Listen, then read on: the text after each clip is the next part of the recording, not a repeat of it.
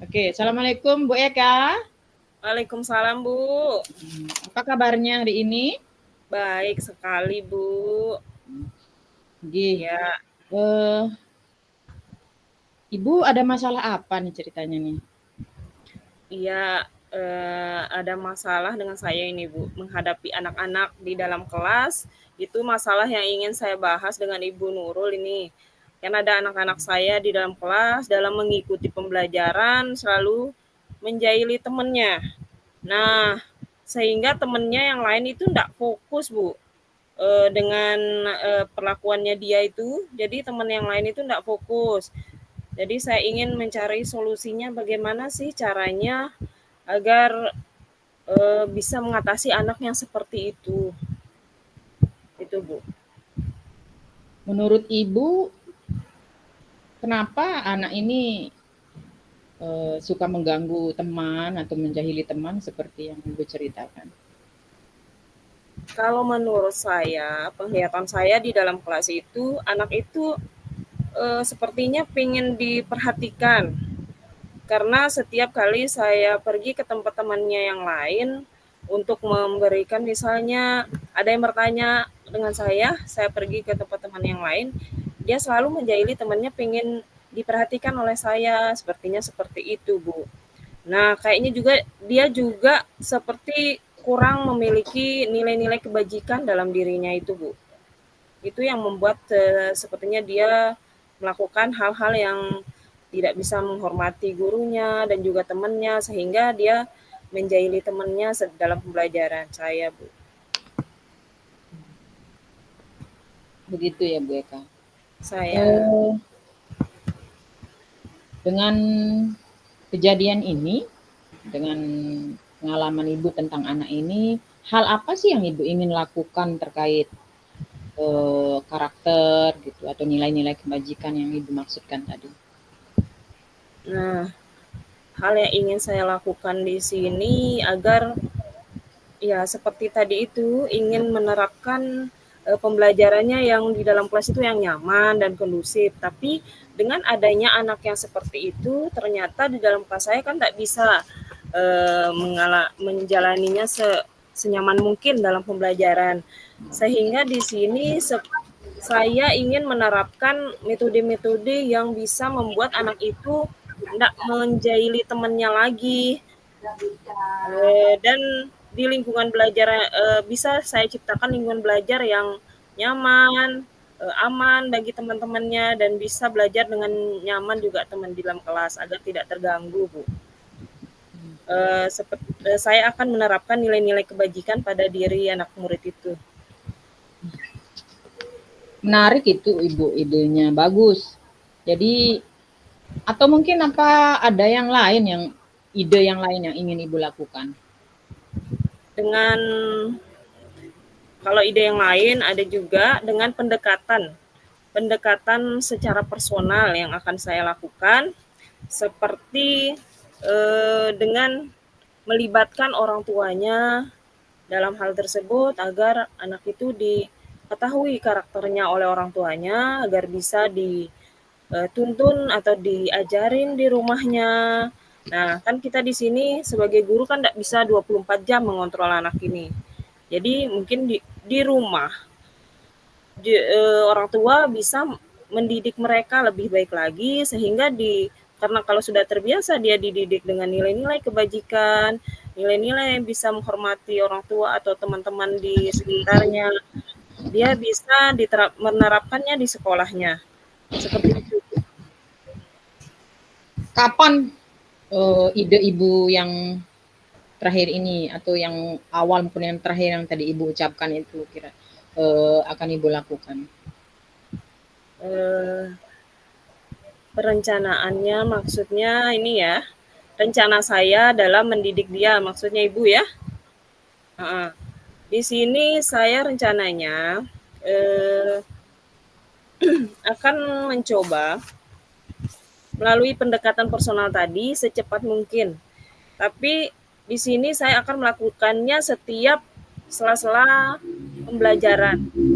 Pembelajaran di kelas, setelah pembelajaran di kelas, saya akan melakukan pembimbingan untuk dia agar dia sendiri bisa memahami apa sih itu nilai-nilai yang harus dia terapkan dalam dirinya agar dia bisa bersikap baik. Nah, di sini juga anak itu ternyata bukan di kelas saja dia jahil seperti itu, di luar kelas juga seperti itu. Jadi rencana ini juga akan coba saya terapkan dengan rekan-rekan sejawat di kelas, rekan-rekan sejawat di sekolah, ya, agar mereka juga membantu saya dalam mengontrol anak ini dalam lingkungan sekolah. Sehingga jika saya di kelas lain atau di tempat lain, ada guru lain yang bisa mengontrol dia. Seperti itu, Bu. Oke, seberapa yakin Ibu dengan ide yang akan yang Ibu lakukan ini? Seberapa yakin artinya nanti hasil dari rencana atau ide Ibu ini? Ya, saya berharap ini keyakinan saya sangat yakin ya dengan saya berkolaborasi dengan orang tuanya, dengan rekan sejawat saya, dan juga saya meminta kerjasama dengan kepala sekolah juga. Dengan pertama saya akan mengundang orang tua dulu ke sekolah, membicarakan seperti apa sih karakter anaknya.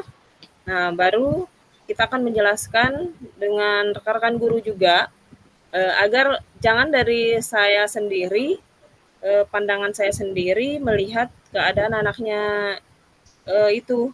Sehingga kan kalau ada pendapat dari guru lain, orang tuanya juga akan merasa, oh emang benar anak saya seperti ini. Nah, dari pendekatan yang saya terapkan tadi, saya meyakini agar bisa membuat anak itu menjadi lebih baik lagi ke depannya dan lebih terbimbing lagi agar tidak jahil seperti kemarin-kemarin itu, Bu. Baik, Ibu. Baiklah, sekarang setelah Ibu kita berdiskusi ini, gimana perasaan Ibu dengan situasi? Perasaan saya di sini sekarang sudah lumayan lega, Bu, ya, karena sudah namanya juga perempuan juga di sini biasanya kan kalau sudah curhat agak keluar bebannya, nggak merasa terbebani lagi, ada solusi yang bisa Ibu Nurul kasih ke saya, dan juga saya akan mencoba menerapkannya di sekolah dengan beberapa metode yang sudah saya katakan tadi, mungkin secara konsisten sampai terlihat anak tersebut bisa menanamkan nilai kebajikan dalam dirinya itu. Mungkin itu, Bu. Iya. Baik, terima kasih Bu Eka. Kalau begitu, semoga hasil diskusi kita ini akan memberi manfaat, akan memberi artinya nuansa baru di dalam pengelolaan kelas kita masing-masing. Saya juga mengucapkan mohon maaf kalau ada kata yang salah, Bu. Saya juga di sini masih juga belajar, Bu. Terima kasih atas bantuannya. Jadi nanti kita sering-sering saling sharing lah ya Bu ya dengan metode kita dalam pengelolaan kelas ini supaya anak-anak juga nyaman belajar, proses pembelajaran kita juga sesuai dengan tujuan pembelajaran yang di awal materi telah kita dengungkan ke anak-anak. Seperti itu Bu. Kalau begitu saya ucapkan terima kasih kembali, mohon maaf. Assalamualaikum warahmatullahi wabarakatuh. Waalaikumsalam warahmatullahi wabarakatuh. Terima kasih Bu Nurul. Baik. Assalamualaikum Bu Nurul. Waalaikumsalam Bu Eka. Apa kabarnya ini? Alhamdulillah baik, insyaallah. Bu Eka baik juga. Alhamdulillah. Nih Bu Nurul, gimana kabarnya anak-anak di rumah atau keluarga juga di rumah? Gimana kabarnya? Alhamdulillah semua sehat, segar, tetap semangat. Alhamdulillah, semoga kita semua dalam lindungannya ya Bu. Nah di sini apa kabarnya ini? Ada masalah apa ini Bu Nurul? Kira-kira menghubungi saya. Jadi begini Bu, saya ada masalah di kelas. Ada seorang anak didik saya, kebetulan saya kan jadi wali kelas juga di situ sebagai guru mapel. Di sini guru mapel bahasa Inggris, jadi spesialnya anak ini eh, apa artinya ya? Kalau dibilang berkebutuhan khusus, dia tidak berkebutuhan khusus sebenarnya karena dia cukup cukup apa ya? Cukup pintar begitu. Akhirnya nanti ketika saya mengatakan ini, jadi anak ini lebih cenderung pasif begitu di kelas. Jadi dia lebih banyak diam, kemudian lama-lama akan mengantuk, akhirnya tertidur. Nah, itu tidak terjadi di dalam jam pelajaran saya aja begitu yang saya perhatikan. Ternyata banyak aduan juga dari guru mata pelajaran yang lain. Akhirnya banyak hal yang terbengkalai seperti itu dari tugas-tugas, dari pemahamannya pun dia artinya anak ini tidak bisa mengikuti pelajaran dengan baik. Itu kesimpulannya seperti itu.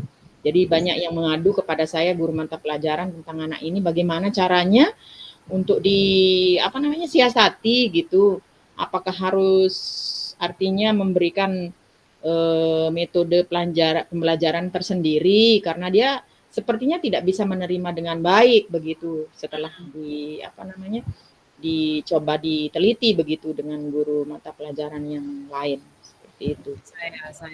Nah, Bu Nurul di sini kira-kira faktor yang mempengaruhi anak tersebut seperti itu pernah ditelusuri enggak? Pernah ditelusuri misalnya sama Bu Nurul, kenapa anak itu bisa seperti itu? Okay. Jadi berangkat dari hal ini yang sudah kita lihat gitu perkembangannya di kelas, saya sebagai wali kelas mencoba untuk mencari tahu begitu bagaimana sih perkembangan anak ini mungkin dari sisi perkembangan anak ini dari sisi karakter, bagaimana sosialnya ketika di luar kelas. Saya coba mengikutinya. Saya mengajak satu teman, rekan sejawat yang memang alumni guru penggerak juga memberi jalan keluar kepada saya memberi jalan keluar kepada saya agar coba meneliti anak ini ketika di luar kelas. Bagaimana dia dengan teman-temannya bersosialisasi, apa saja yang dia kerjakan, apa saja yang dia sukai, apa saja yang dia lakukan, begitu. Saya mengikuti semua itu dan ketika saya akhirnya menyimpulkan bahwa anak ini lebih suka melanjutkan aktivitas di luar kelasnya ketika keluar main itu ke dalam ruang multimedia. Nah, di ruang multimedia ini karena memang disediakan banyak komputer di situ, jadi anaknya cenderung berdiam diri di situ, kemudian membuka komputer, browsing gitu, game-game. Ternyata saya lihat asik juga begitu. Anak ini begitu hanyut begitu dalam permainan-permainan yang ada di dalam komputer yang dia buka gitu. Akhirnya saya berpikir bagaimana bagaimana anak ini bisa mengikuti pelajaran seperti dia bermain game itu. Seperti itu Bu Eka, akhirnya saya berbicara dengan teman guru penggerak, inilah pembelajaran berdiferensiasi yang sebenarnya ketika ada anak kita yang tidak bisa mengikuti pelajaran dengan gayanya dia begitu, gaya belajarnya dia di dalam kelas, dan setelah kita coba telusuri apa yang diinginkan dan dibutuhkan anak ini adalah pembelajaran yang bisa dia ikuti melalui komputer, dan setelah kita tahu gaya belajar anak ini ternyata gaya belajar yang audio visual seperti itu Bu Eka. Ya, setelah Ibu Nurul telusuri tadi faktor yang mempengaruhi anak tersebut, tentu Ibu Nurul pasti tahu bagaimana caranya Ibu Nurul nanti atau langkah atau rencana Ibu Nurul mengatasi permasalahan itu. Pasti ada langkah Ibu Nurul kan? Ya, baik Bu Eka. Akan ditempuh. Iya Bu Eka. Jadi saya berpikir membicarakan dulu kepada Bapak Ibu guru mata pelajaran yang lain, saya sebagai wali kelas ini mengajak mereka untuk mengajak mereka untuk memberikan materi atau tugas yang sudah dipersiapkan, kemudian kita bantu untuk browsing di komputer di ruang multimedia dengan dibantu oleh teman guru penggerak itu untuk mencarikan sesuai materi yang diajarkan oleh Bapak Ibu guru mata pelajaran waktu itu, kemudian soal-soal juga ada di sana. Akhirnya kita komunikasikan dengan anak ini dan dia sangat antusias, ternyata semangat sekali bersiap ke ruang multimedia kapanpun dia akan diminta. Artinya ketika teman-temannya belajar di kelas, maka anak ini akan kita arahkan ke ruang multimedia untuk melihat materi-materi sesuai dengan mata pelajaran hari itu. Seperti itu Bu Eka. Berarti Bu Nurul di sini sudah bisa menerapkan pembelajaran berdiferensiasi itu ya. Nah, di sini siapa saja yang menurut Bu Nurul dapat membantu Bu Nurul dalam mengatasi permasalahan tersebut? Ya, baik Bu Eka. Di sini tentu saja peran Bapak Kepala Sekolah yang utama paling penting sudah saya komunikasikan, kemudian dengan wakil-wakil urusan, kemudian teman-teman guru penggerak dan guru mata pelajaran yang lain beserta koordinator multimedia sebagai penanggung jawab di sini, karena anak ini akan tiap hari berada di ruang multimedia. Jadi di sini dukungan mereka artinya para stakeholder atau pejabat begitu di lingkungan lembaga sekolah kami ini tentu saja kami konsultasi juga dengan orang tua, bentuk dukungan orang tuanya supaya nanti ketika ada sesuatu hal yang ingin disampaikan anaknya di rumah, mereka sudah paham penanganan kami di sekolah tentang pembelajaran berdiferensiasi ini begitu bermanfaat begitu dengan perjalanan proses pembelajaran anak ini.